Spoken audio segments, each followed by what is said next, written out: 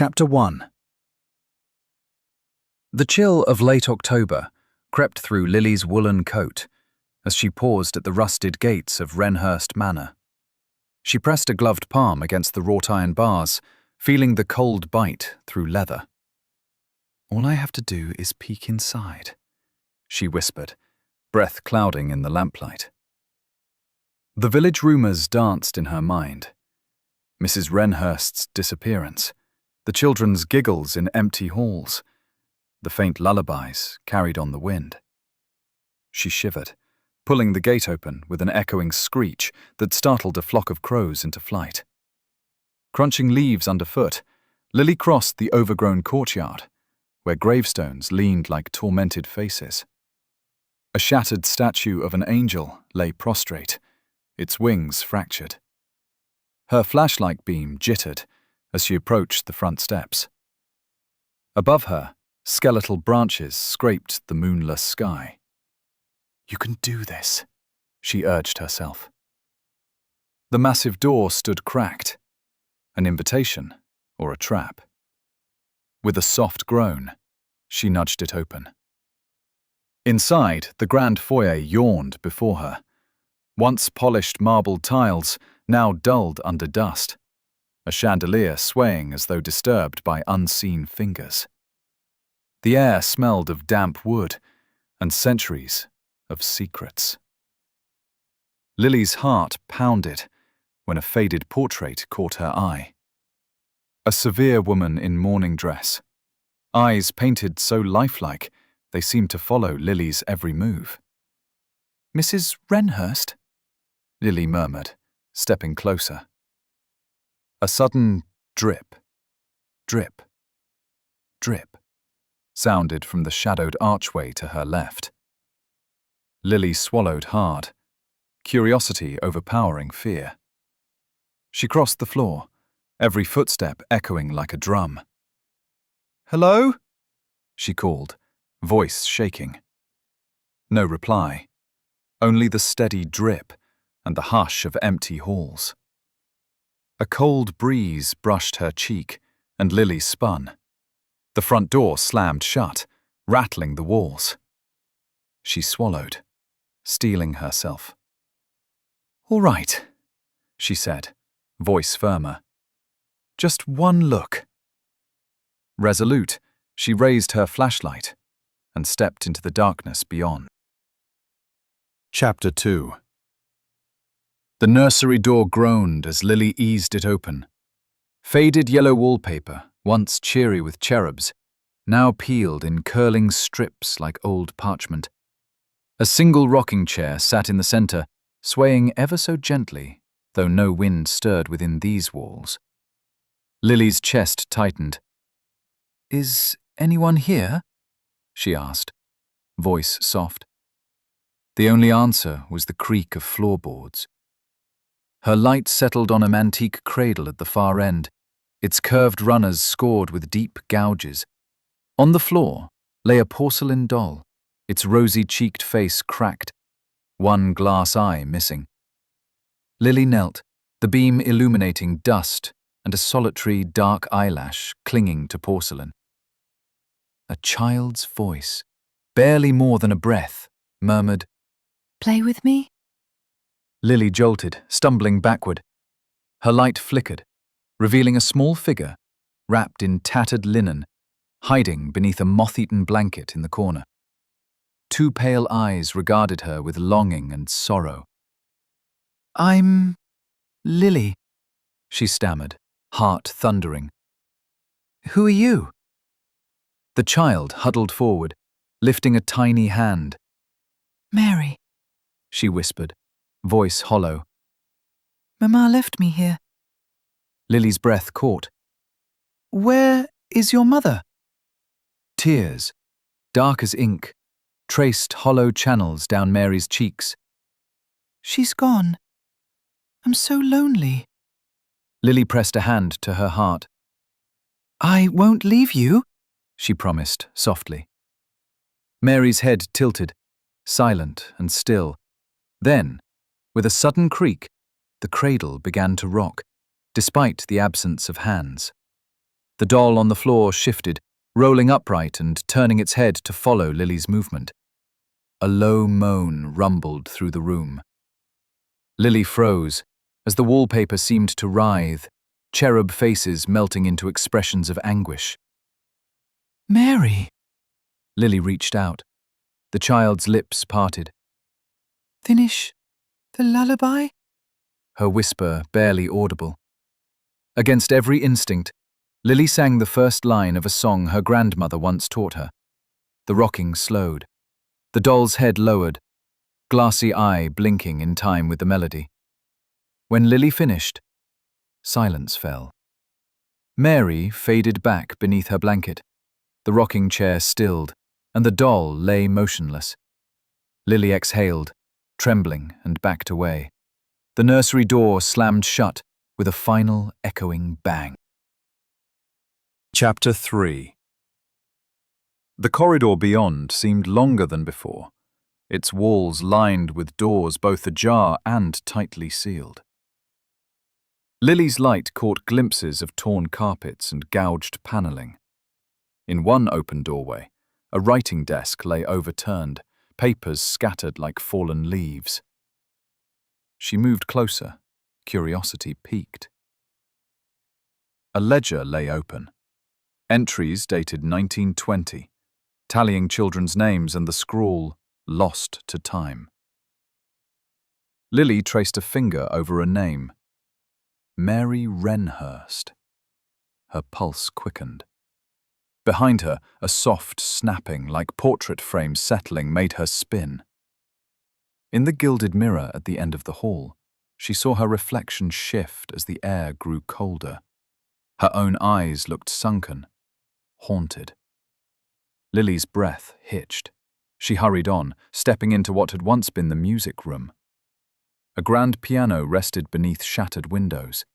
Moonlight slanted across yellowed keys moving of their own accord, playing a fragmented lullaby. The notes were sweet at first, then warped into something sorrowful and dissonant.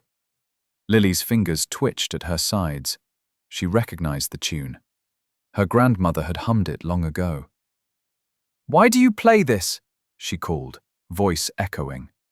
The piano ceased abruptly, lid clattering shut. An empty music stand dropped a sheet at her feet. The ink blurred with age. Lily knelt, reading the final lines of the haunting score. Let no voice be silenced. A distant whisper, soft, pleading, came from a half-open door. She stood, drawing near. A flickering lamp revealed a hallway mural of a grand ball, couples dancing in porcelain masks. But the figures' faces were hollow voids, eyes black with despair. "She calls," Lily murmured. The temperature plunged. In the hush, a voice drifted. "Join us. The waltz awaits." She felt the pull of unseen hands, a longing to step into the painted ballroom. With a hard swallow, Lily turned away, pressing on toward a narrow staircase spiraling downward, its steps slick with moss and dust.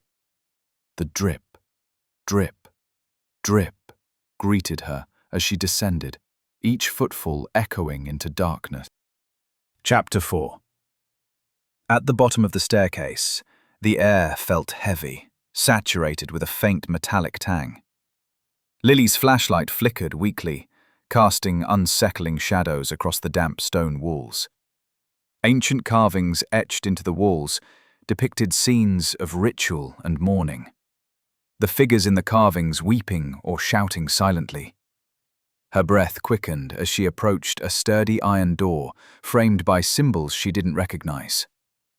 As she reached for the door's rusted handle, an icy breath whispered past her ear. Lily shuddered, pausing only briefly before pulling the door open. A loud creak echoed through the cavernous space beyond, reverberating ominously. Inside, a dimly lit chamber awaited her, illuminated by candles that burned with an unnatural blue flame.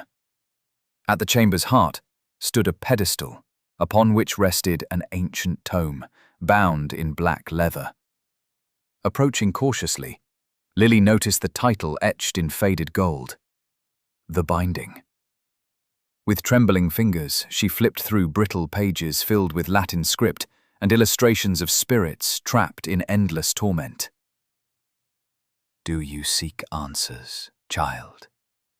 A soft voice echoed around her, gentle yet tinged with sorrow. Lily spun, flashlight trembling, to find the apparition of Mrs. Wrenhurst standing behind her, translucent and mournful. I want to help," Lily managed, heart racing. "Tell me how." Mrs. Wrenhurst nodded slowly. "The ritual failed. My daughter's soul is trapped. Complete what I could not. Free us all." Swallowing her fear, Lily turned back to the book, her eyes landing on a page titled The Reversal. As she began to recite the incantation, the candle flames surged higher, illuminating ghostly figures emerging from the shadows, their eyes pleading, hopeful. Lily continued, her voice growing stronger with every word, determined to set them free. Chapter 5. As Lily ascended from the subterranean chamber, the oppressive atmosphere began to thin, replaced by the reassuring sense of damp wood and fresh air filtering in through cracks in the ancient stone walls. Yet something nagged at her mind, whispering doubts that crept like shadows through her thoughts. Had the ritual truly freed every spirit trapped within Wrenhurst Manor? Or was something deeper still buried beneath layers of darkness? Emerging into the corridor above, Lily paused. Her flashlight flickered, then stabilized, illuminating a set of footprints in the dust. Child-sized, fresh, leading away from the staircase and down a previously unnoticed hallway. "Mary?" Lily called softly, voice shaking with uncertainty. Her only answer was the whispering creak of shifting timbers deep within the manor. She hesitated, then followed the trail. The footprints guided her past rooms she hadn't yet seen, each doorway yawning open like hungry mouths.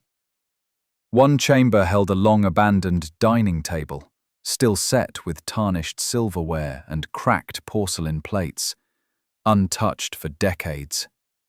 Another revealed a library, shelves lined with mouldering books whose spines bore unreadable titles. Lily felt as if unseen eyes tracked her every step. She rounded another corner and halted sharply. Ahead, the corridor widened into a small alcove where a painting hung crookedly on the wall. Approaching cautiously, she lifted her flashlight and gasped. It was a portrait of Mary, painted long before the tragedy. The child smiled shyly, cheeks rosy, eyes sparkling with life. But something was wrong. Lily leaned closer, heart thudding, and saw that behind Mary, barely discernible in the shadows, loomed another figure. Mrs. Wrenhurst, expression stern, her hand gripping Mary's shoulder tightly. Lily shivered. She reached toward the painting, fingertips grazing its frame, when the canvas shuddered violently and fell from the wall, crashing to the floor. Behind it lay a hidden doorway, partially ajar, exhaling cold air, tinged with the scent of decay. A distant whisper drifted through the opening, unmistakably Mary's voice. "Please, help me." Gathering her courage once more, Lily pushed the hidden door fully open and stepped through, determined to uncover the truth buried beneath layers of secrets in the heart of Wrenhurst Manor. Chapter 6. The hidden passage led steeply downward, a narrow staircase spiraling into darkness. Stone walls pressed close, their surfaces slick and covered with moss. Each careful step Lily took echoed softly, swallowed quickly by the eerie stillness surrounding her. At last, she emerged into another hidden chamber, this one older and far more unsettling than the first. Rough stone pillars supported a vaulted ceiling from which iron chandeliers hung, long extinguished candles dangling like melted fingers. At the room's center lay a stone altar draped in tattered, crimson velvet. Lily's stomach knotted tightly as she stepped closer, flashlight illuminating intricate carvings along the altar's sides. Scenes etched in stone showed shadowy figures circling small forms, children, bound and frightened. "What happened here?" she whispered, voice trembling. From behind her, a low voice answered, thick with sorrow. "The real ritual." Lily spun, her heart leaping into her throat. Standing by one of the pillars was Mrs. Wrenhurst again, her form flickering faintly in ghostly light. Her face was anguished, eyes filled with regret. "The manor holds darker secrets," the spirit confessed softly. "I sought to undo what had been done, but failed. Mary was my greatest sorrow. They took her from me." "Who?" Lily asked urgently, feeling the chill of dread spreading through her bones. "The others," Mrs. Wrenhurst replied, her voice barely audible. "Hidden beneath these grounds lies their legacy, a terrible bargain made long ago. Mary was meant to be the final offering." A distant child's scream pierced the air, causing Lily to recoil in horror. Mrs. Wrenhurst's image flickered violently. "You must hurry," she urged. "They still have her. Follow the passage beneath the altar." The ghost vanished abruptly, leaving Lily alone.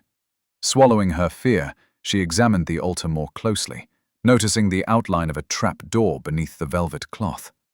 With trembling hands, she pulled the heavy fabric aside, exposing a rusted iron handle. She gripped it, pulled hard, and the door creaked open to reveal a dark, descending tunnel. Taking a deep breath, Lily stepped down, plunging further into the manor's hidden depths, determined to save Mary and end the nightmare once and for all. Chapter 7. The passage beneath the altar twisted downward, the air growing thick and stale. Lily's flashlight beam trembled as it swept across walls coated with layers of cobwebs, dust, and something darker, ancient, rust-colored stains. Every footstep echoed back to her, sounding like whispered warnings from the manor itself. Eventually, the passage leveled out, opening into an expansive underground cavern. The ceiling soared high above, hung with delicate stalactites, dripping moisture onto a smooth stone floor. At the cavern's center stood a ring of tall obsidian stones, arranged in a perfect circle, each carved with unsettling symbols that shimmered faintly in her light. "Mary?" Lily's voice was small, swallowed by the cavern's vastness. A child's sobbing echoed from behind one of the stones. Lily dashed forward, flashlight slicing through shadows, until she found Mary, curled tightly on the cold ground, her tattered dress spread around her. "Mary!" Lily knelt beside the child. "I'm here. I've come to help you." Mary looked up, face streaked with tears. "They won't let me go," she whispered. "They say the binding isn't finished." Lily's heart tightened. "Who are they? What binding?" Mary's frightened eyes darted around the circle. "Them. The ones who made the promise. They're coming back." As if summoned by her words, a deep rumbling filled the cavern. Shadows began to coalesce around the stones, forming into dark shapes. Figures in hooded robes, their faces hidden, chanting in low voices that echoed eerily off the cavern walls. Instinctively, Lily pulled Mary close, shielding her. "Stay with me," she whispered firmly. One figure stepped forward, his hood slipping back to reveal eyes glinting with cold determination. "The child must remain," he intoned. The ritual must be completed. Lily rose defiantly. No, she declared, voice steady despite the pounding of her heart. You won't take her again! The figure raised one pale skeletal hand, pointing at Lily. Then you shall share her fate. The chanting grew louder, resonating through the chamber, and the stones around them began to glow ominously, filling the cavern with unnatural light. Chapter 8. Lily shielded her eyes against the blinding glow, feeling power ripple through the cavern. The chanting grew sharper, more urgent, and the hooded figures advanced slowly toward the center, closing their circle. Mary clung to Lily's side, trembling. They'll never let us go. Lily's thoughts raced. Recalling the book from above, she remembered the lines Mrs. Wrenhurst had whispered. Let no voice be silenced. Could it mean something here? Summoning courage she didn't know she had, Lily began to sing softly, the lullaby her grandmother had taught her, the same tune she'd sung to calm the nursery earlier.